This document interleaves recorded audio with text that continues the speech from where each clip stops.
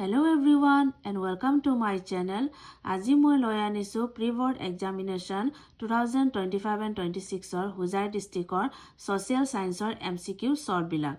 তো ইয়াত প্ৰথম প্ৰশ্নত আছে Who was the Viceroy of India during the partition of Bengal? তাৰমানে বংগ বিভাজনৰ সময়ত ভাৰতৰ ভাইসৰয় কোন আছিল? ইয়াত অপচন 4টা আছে। এত আছে লৰ্ড কাৰ্জন, বিত আছে লৰ্ড মিন্টো, সিত আছে লৰ্ড মাউণ্টবেটেন আৰু ডিত আছে লৰ্ড কেনিং। তো ইয়াৰ শুদ্ধ উত্তৰটো হ'ব অপচন নম্বৰ এ লৰ্ড কাৰ্জন। Question number 2 আছে the second active national struggle in all India perspective against the British policy was। তাৰমানে ব্ৰিটিছ নীতিৰ বিৰুদ্ধে সমগ্ৰ ভাৰতৰ দৃষ্টিভংগীত দ্বিতীয় সক্ৰিয় ৰাষ্ট্ৰীয় সংগ্ৰাম আছিল। ইয়াৰে শুদ্ধ উত্তৰটো হ'ব অপচন নম্বৰ বি স্বদেশী আন্দোলন। Question number 3 আছে কোন চনত ব্ৰিটিছ চৰকাৰে অসমত ড্ৰাগ প্ৰথা বন্ধ কৰিছিল? তাৰমানে in which year the British government stopped slavery system in Assam? ইয়াৰ শুদ্ধ উত্তৰটো হ'ব অপচন নম্বৰ এ 1843। Question number 4 আছে Consider the following assertion and reason and choose the correct answer। তলত দাবী আৰু যুক্তি দুটা বিবেচনা কৰাৰ শুদ্ধ উত্তৰটো বাছি উলিওৱা। Assertion The British government wanted to create a communal divisions between Hindu and Muslim through the partition of Bengal। তাৰ মানে দাবীটো হ'ল ব্ৰিটিছ চৰকাৰে বংগ বিভাজনৰ যোগেদি হিন্দু আৰু মুছলমানৰ মাজত সাম্প্ৰদায়িক বিভেদ সৃষ্টি কৰিব বিচাৰিছিল। Reason increasing political consciousness in Bengal threatened the British colonialism in India.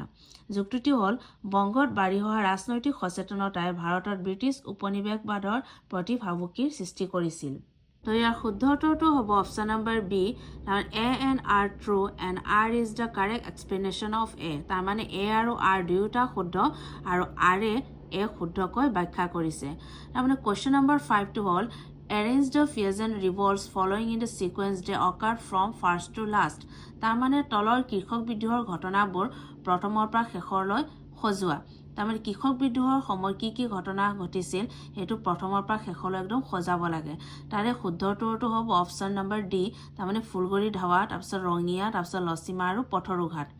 Question number 6টো হ'ল match the following। তাৰমানে ক অংশৰ লগত খ অংশখিনি মিলাব লাগে। তো ক অংশ একফালে আছে চোৱা হৰিবিলাস আগৰৱালা, আমি ইফালৰ পৰা শুদ্ধ উত্তৰটো বাছি ওলাব লাগে। তাৰমানে হৰিবিলাস আগৰৱালা হ'ল তেজপুৰ ডায়ত সভা। তাৰপিছত চন্দ্ৰকুমাৰ আগৰৱালা জোনাকী কাকত সম্পাদক কৰিছিল, গতিকে জোনাকীটোৰ লগত মেটচ হ'ব। তাৰপিছত পদ্মনাথ গোহাঁই বৰুৱা আহোম সভা প্ৰতিষ্ঠা কৰিছিল। তাৰপিছত ৰাজা নাৰায়ণ সিঙে কি কৰিছিলে যোৰহাট সাৰ্বজনীন সভা। গতিকে এই সকলোখিনি মিলাই পেলাই শুদ্ধ উত্তৰটো হ'ব অপচন নম্বৰ এ। Question number 7ত দিয়া আছে যে find out the district with the help of the map. তাৰমানে মেপৰ সহায়ত জিলাসমূহ চিনাক্ত কৰিব দিছে। ইয়াৰ অসমৰ মেপ মানচিত্ৰখিনি আঁকি দিয়া হৈছে আৰু ইয়াত অপচন নম্বৰ ৰোমান নম্বৰ 1 দিয়া আছে, 2 দিয়া আছে, 3 দিয়া আছে। তাৰমানে এই ইণ্ডিকেট কৰা ঠাইবোৰ মানে কি ডিষ্ট্ৰিক্ট মানে ইয়াত হ'ব আমি চিনাক্ত কৰিব লাগে।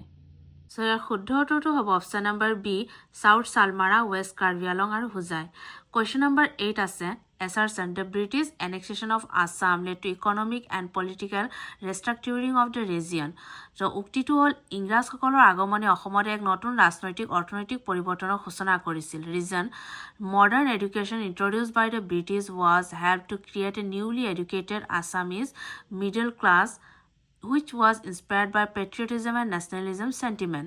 তাৰমানে যুক্তিটো হ'ল ইংৰাজসকলে প্ৰৱৰ্তন কৰা আধুনিক শিক্ষাই অসমত স্বদেশ প্ৰীতি আৰু জাতীয়তাবাদী ভাৱৰ দ্বাৰা অনুপ্ৰেৰিত এক মধ্যবিত্ত শিক্ষিত শ্ৰেণীৰ জন্ম দিছিল। চ' ইয়াৰ শুদ্ধ উত্তৰটো হ'ব option number C both A and R are true but R is not correct explanation of A. তাৰমানে এ আৰু আৰ দুয়োটাই শুদ্ধ কিন্তু আৰে এৰ শুদ্ধ ব্যাখ্যা কৰা হোৱা নাই। Question number 1 হ'ল In which year was the 41st All Indian Congress Committee session hosted by Assam Provincial Congress Committee at Pandu? তাৰমানে অসম প্ৰদেশ কংগ্ৰেছ কমিটিয়ে কোন চনত পাণ্ডুত জাতীয় কংগ্ৰেছৰ 41তম বাৰ্ষিক অধিৱেশন আয়োজন কৰিছিল? চ' ইয়াৰ শুদ্ধ উত্তৰটো হ'ব option number C 1926। Question number 10 হ'ল what is the meaning of মাকুৱাৰা? তাৰমানে মাকুৱাৰা শব্দৰ অৰ্থ কি? চ' ইয়াৰ শুদ্ধ উত্তৰটো হ'ব অপচন নম্বৰ ডি টম, তাৰমানে মৃতকৰ সৌধ। Question number 11 হ'ল match the following folk dance with their communities। তলত দিয়া লোকনৃত্যসমূহ সঠিক জনগোষ্ঠীৰ লগত মিলাব লাগে। চ' ইয়াৰ শুদ্ধ উত্তৰটো হ'ব ৰাভা জনগোষ্ঠীৰ ইয়াৰ নৃত্যটো হ'ল ফাৰকান্তি, তাৰপিছত বড়োৰ হ'ল বাগৰুম্বা, তাৰপিছত দৰঙীৰ হ'ল ঢেপাঢুলীয়া আৰু নামনি অসমৰ ভোৰতাল নৃত্য। গতিকে ইয়াৰ শুদ্ধ উত্তৰটো হ'ব অপশ্যন নম্বৰ চি। 12 নম্বৰত আছে who wrote the Discovery of India, তাৰমানে ভাৰত সম্ভেদ কোনে লিখিছিল। চ' ইয়াৰ শুদ্ধ উত্তৰটো হ'ব option number C, Jawaharlal Nehru. Question number 13ত আছে which of the following is the explanation of alternative research, তাৰমানে তলৰ কোনটো বিকল্প সম্পদৰ এটা উদাহৰণ। চ' ইয়াৰ শুদ্ধ উত্তৰটো হ'ব option number A, synthetic rubber in place of natural rubber, তাৰমানে প্ৰকৃতিৰ ৰবৰৰ সলনি কৃত্ৰিম ৰবৰ। কুৱেশ্যন নম্বৰ 14ত আছে in the contemporary period which technique in used applied economic geography, তাৰমানে অৰ্থনৈতিক ভূগোলৰ ব্যৱহাৰিক অধ্যয়নত কোনকেইটা পদ্ধতি প্ৰয়োগ কৰা হয়। চ' ইয়াৰ অপশ্যন নম্বৰ GIS, তাৰমানে শুদ্ধ উত্তৰটো হ'ব option number C. Question number 15ত আছে which of the following is not a primary occupation, তাৰমানে তলৰ কোনটো প্ৰাথমিক বৃত্তি নহয়। চ' ইয়াৰ শুদ্ধ উত্তৰটো হ'ব অপশ্যন নম্বৰ ডি, পৰ্যটন, তাৰমানে টুৰিজম। কুৱেশ্যন নম্বৰ 16ত আছে the organisation IUCN is under which of the following international organization? So, the correct answer is option number D, UNO. Question number 17ত আছে which has separated the continents of Asia and Africa, তাৰমানে কোনখন সাগৰে Asia আৰু Africa মহাদেশত পৃথক কৰিছে। চ' ইয়াৰ শুদ্ধ উত্তৰটো হ'ব option number B, red sea, তাৰমানে লোহিত সাগৰ। কুৱেশ্যন নম্বৰ 18ত আছে which of the following countries belongs to Asia, তাৰমানে এছিয়া মহাদেশৰ অন্তৰ্গত কোনকেইখন দেশ, তলৰটো শুদ্ধ হ'ব। চ' ইয়াৰ শুদ্ধ উত্তৰটো হ'ব অপশ্যন নম্বৰ চি, তাৰমানে ভিয়েটনাম, কম্বোডিয়া, ফিলিপাইন, জাপান আৰু টাইৱান। Question number 19 হ'ল what word was added as the Constitution of India by the 42 Amendment Act 1976, তাৰমানে ভাৰতীয় সংবিধানৰ 1976 চনত হোৱা 42 নং সংশোধনী আইনৰ জৰিয়তে কোনটো শব্দ প্ৰস্তাৱনাত সংযোজন কৰা হৈছিল। চ' ইয়াৰ শুদ্ধ উত্তৰটো হ'ব ছচিয়েলিষ্ট, তাৰমানে সমাজবাদী। কুৱেশ্যন নম্বৰ 20ত আছে এছাৰচন আৰু ৰিজন দিয়া আছে। এছাৰচনটো হ'ল দ্য পেচিফিক অচিন ইজ দ্য লাৰ্জেষ্ট এণ্ড ডিপেষ্ট অচিন ইন দ্য ৱৰ্ল্ড, আৰু ৰিজনটো হ'ল দ্য পেচিফিক অচিন কভাৰ্ছ এবাউট 1/3 অফ দ্য আৰ্থ, তাৰমানে প্ৰশান্ত মহাসাগৰ পৃথিৱীৰ আটাইতকৈ ডাঙৰ আৰু গভীৰ মহাসাগৰ, আৰু প্ৰশান্ত মহাসাগৰে পৃথিৱীৰ 1/3 ঠাই আগুৰি আছে। তো ইয়াৰ শুদ্ধ উত্তৰটো হ'ব option number B, both A and R are true and R is the correct explanation of A, তাৰমানে এ আৰু আৰ দুয়োটাই সত্য আৰু আৰে এৰ সঠিক ব্যাখ্যা কৰিছে। কুৱেশ্যন নম্বৰ 21ত আছে তলৰ অংশ দুটা মিলাই দিবা, মেটছ দ্য ফলোয়িং, তাৰমানে চ' আমি চাই আছোঁ যে IDBI আছে 1964 চনত, তাৰপিছত ৰিজিয়নেল ৰুৰেল বেংকটো হ'ব এইটো হ'ব 1975 চনত, গতিকে এইবোৰ মিলাই দিয়া হৈছে। গতিকে ইয়াৰ শুদ্ধ উত্তৰটো হ'ব অপশ্যন নম্বৰ ডি। তাৰপিছত কুৱেশ্যন নম্বৰ 22 আকৌ ছেইম আছে যে মেটছ দ্য ফলোয়িং, তাৰমানে first meeting of the constitution assembly, so' এইটো হ'ব 1964 9 ডিচেম্বৰ, গতিকে এইটোও মিলোৱা আছে। গতিকে ইয়াৰ শুদ্ধ উত্তৰটো হ'ব, শুদ্ধ উত্তৰটো হৈছে অপশ্যন নম্বৰ বি। 23 নম্বৰত আছে তলৰ কোনটো শব্দ এখন ৰাষ্ট্ৰৰ সৰ্বোচ্চ ক্ষমতাক বুজাইছে, তাৰমানে which of the following means the supreme and absolute power of state, ইয়াৰ শুদ্ধ উত্তৰটো অপশ্যন নম্বৰ ডি, ছভাৰেণ্টি, তাৰমানে সাৰ্বভৌম। 24ত আছে মুদ্ৰাৰ তাৰল্য গুণ মানে, তাৰমানে লিকুইডিটি অফ মানি মিনছ, ইয়াৰ শুদ্ধ উত্তৰটো হ'ব money can be directly and immediately converted into a commodity of equal value, তাৰমানে মুদ্ৰা সমমূল্যৰ সামগ্ৰীলৈ তৎক্ষণাত আৰু প্ৰত্যক্ষভাৱে ৰূপান্তৰিত কৰিব পাৰি। কুৱেশ্যন নম্বৰ 25ত আছে the fourth stage of the money in the process of evolution was, তাৰমানে ক্ৰমবিকাশৰ ধাৰা অনুসৰি মুদ্ৰাৰ চতুৰ্থ পৰ্যায়টো হ'ল। চ' তোমালোকে মুদ্ৰাৰ আৰু ক্ৰমবিকাশৰ ধাৰাটো তোমালোকে ভালকৈ চাব লাগিব। চ' গতিকে ইয়াৰ চতুৰ্থ পৰ্যায়টো হ'ব ধাতু মুদ্ৰা। কুৱেশ্যন নম্বৰ 26ত আছে মানৱ উন্নয়নৰ সূচক তিনিটা হ'ল, শুদ্ধ উত্তৰটো হ'ব অপশ্যন নম্বৰ এ, প্ৰত্যাশিত আয়ু, শিক্ষা, জীৱন ধাৰণৰ মান। কুৱেশ্যন নম্বৰ 27ত আছে শুদ্ধ উত্তৰটো বাছি উলিওৱা। The failure of the second round table conference led to the Quit India movement, আৰু দ্বিতীয় ঘূৰণীয়া মেজমেলৰ ব্যৰ্থতাৰ বাবে ভাৰতীয় আন্দোলন আৰম্ভ হৈছিল। তাৰপিছত বি নম্বৰত আছে the threat of Japanese invasion of India was one of the reason for the quit India movement, তাৰমানে জাপানৰ ভাৰত আক্ৰমণৰ ভাবুকি ভাৰতীয় আন্দোলনৰ অন্যতম কাৰণ। চ' ইয়াৰ শুদ্ধ উত্তৰটো হ'ব অপশ্যন নম্বৰ বি, তাৰমানে এ অশুদ্ধ কিন্তু বি শুদ্ধ।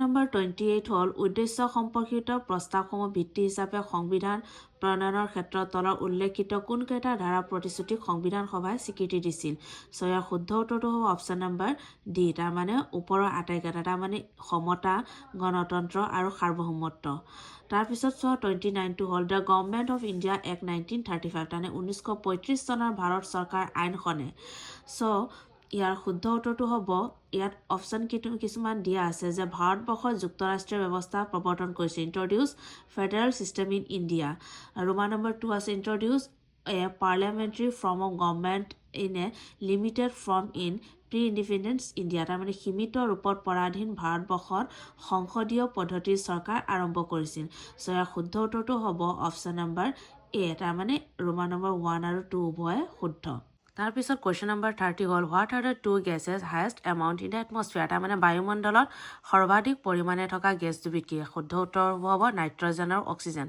তাৰমানে নাইট্ৰজেনৰ 78% আৰু অক্সিজেনৰ 21%।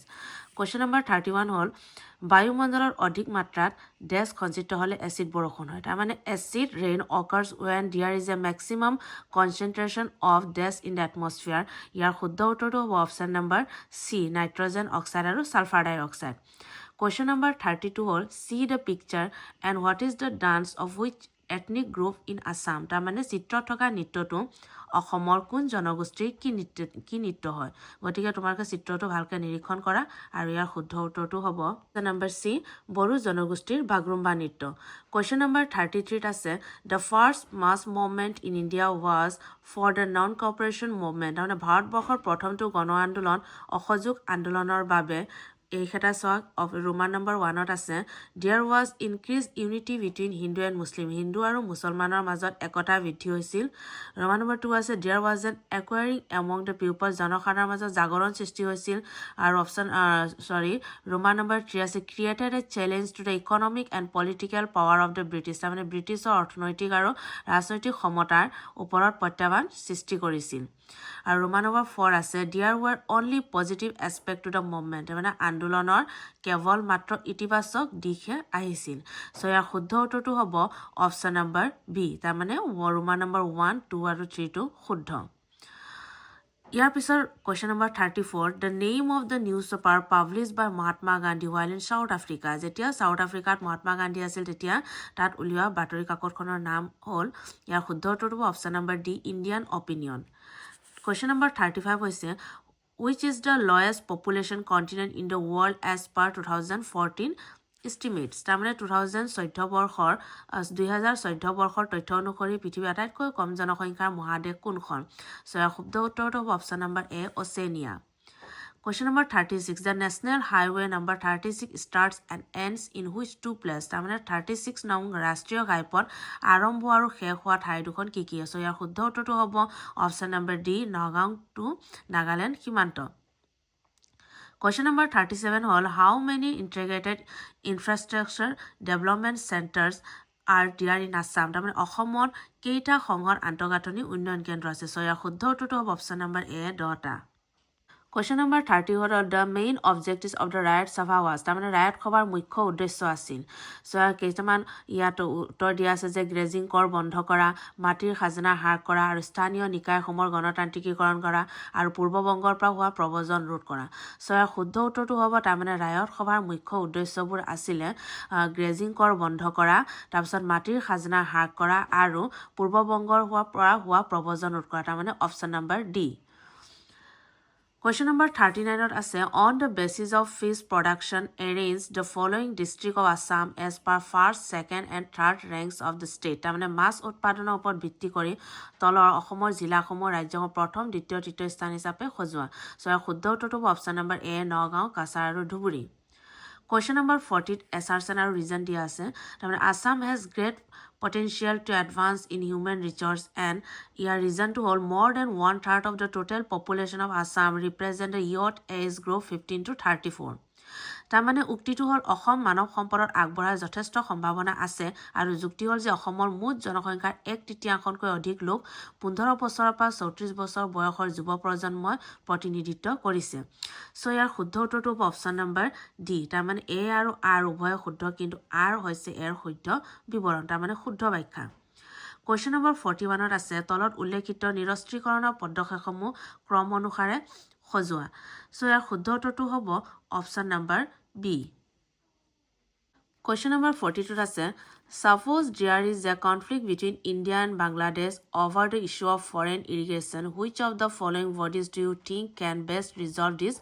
dispute? তাৰমানে ধৰি লোৱা বিদেশী অনুপ্ৰৱেশনৰ সমস্যাটো কেন্দ্ৰ কৰি ভাৰত আৰু বাংলাদেশৰ মাজত সংঘাতৰ সৃষ্টি হ'ল তোমাৰ মতে বিবাদ মীমাংসা তলত উল্লেখিত কোনটো সন্থাই সঠিক ৰূপত কৰিব সো ইয়াৰ শুদ্ধ উত্তৰটো হ'ব আন্তৰ্জাতিক ন্যায়ালয় যে international court of justice Question number 43 হ'ল factors that hinder improvement of quality of life তাৰমানে জীৱন যাত্ৰাৰ মান উন্নতিকৰণ বাধাৰ সৃষ্টিকাৰক যে ইয়াৰ শুদ্ধ উত্তৰটো অপচন নম্বৰ ডি তাৰমানে দৰিদ্ৰতা অনুন্নত শিক্ষা ব্যৱস্থা দুৰ্বল স্বাস্থ্য সেৱা poverty under developed education system and poor health service এই গোটেই কেইটাই হ'ব ইয়াৰ শুদ্ধ উত্তৰ Question number 44 আছে emerging businessman Mr. Kunal decided to set up a non-bank financial institution called JK Finance. What does Kunal have to do convince that the financial institution is not fake? তাৰমানে উদীয়মান ব্যৱসায়ী mister কুণালে JK Finance নামৰ এটা অনা bank বিত্তীয় প্ৰতিষ্ঠান প্ৰতিষ্ঠা কৰিবলৈ মন মেলিলে কিন্তু এই প্ৰতিষ্ঠানটো ভুৱা নহয় বুলি প্ৰতিয়ন নিয়াবলৈ কুণালে কি কৰিব লাগিব সো তলত কিছুমান অপচন দিয়া আছে ইয়াত গতিকে ইয়াৰ শুদ্ধ উত্তৰটো হ'ব অপচন নম্বৰ ডি তাৰমানে The institution must be registered with central bank. তাৰমানে প্ৰতিষ্ঠানটো কেন্দ্ৰীয় বেংকত পঞ্জীয়ন কৰিব লাগিব Question number 45 আছে এটো MCQ last question হয় A government tea estate in your locality was handed over to Mr. Anant owner of Bharati Tea Private Limited on the pretext of losses As a student of economics, what you do?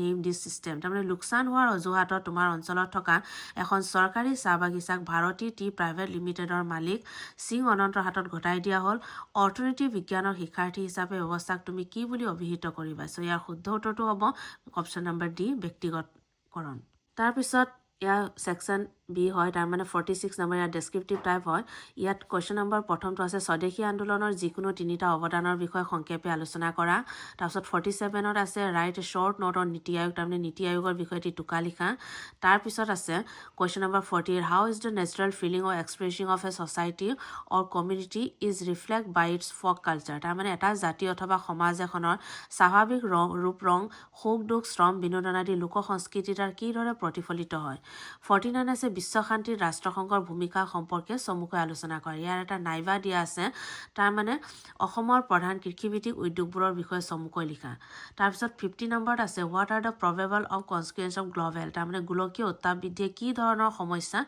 সৃষ্টি কৰিব পাৰে ইয়াৰ অথবা এটা আছে যে give any 4 suggestions to control air pollution বায়ু প্ৰদূষণ ৰোধ কৰাৰ 4টা পৰামৰ্শ আগবঢ়োৱা 51ত আছে যে what are the main clauses of Indian Independence Act 1947 তাৰমানে ভাৰত স্বাধীন আইন 1947ৰ মূল দফাসমূহ কি তাৰপিছত হ'ল 52 what war the importance of 1857 revolt in Assam অসমত 1857 চনৰ বিদ্ৰোহৰ গুৰুত্বসমূহ কি আছিল তাৰপিছত 53ত আছে সম্পদৰ পৰিৱৰ্তনশীল ধৰ্মটো উদাহৰণৰ সৈতে বুজাই লিখা 54 নম্বৰ আছে অসমলৈ প্ৰাচীন কালৰ পৰা বৰ্তমানলৈকে হোৱা জনপ্ৰব্ৰজনৰ সোঁতবোৰ একাধিক্ৰমে উল্লেখ কৰিব লাগে তাৰ পিছত ইয়াৰ নাইবা আছে যে অসমৰ অৰ্থনৈতিক উন্নয়নৰ সম্ভাৱনাবোৰ কি কোৱেশ্চন নম্বৰ 55 হ'ল মহাদেশীয় বিজ্ঞাপন সূত্ৰৰ সহায়ত পৃথিৱী কিদৰে আজিৰ অৱস্থাত উপনীত হৈছে ব্যাখ্যা কৰা Question number 56 হ'ল draw a sketch of map of Assam and locate any two of the following তাৰমানে অসমৰ এখন নক্সা মানচিত্ৰ অংকন কৰি তলত দিয়া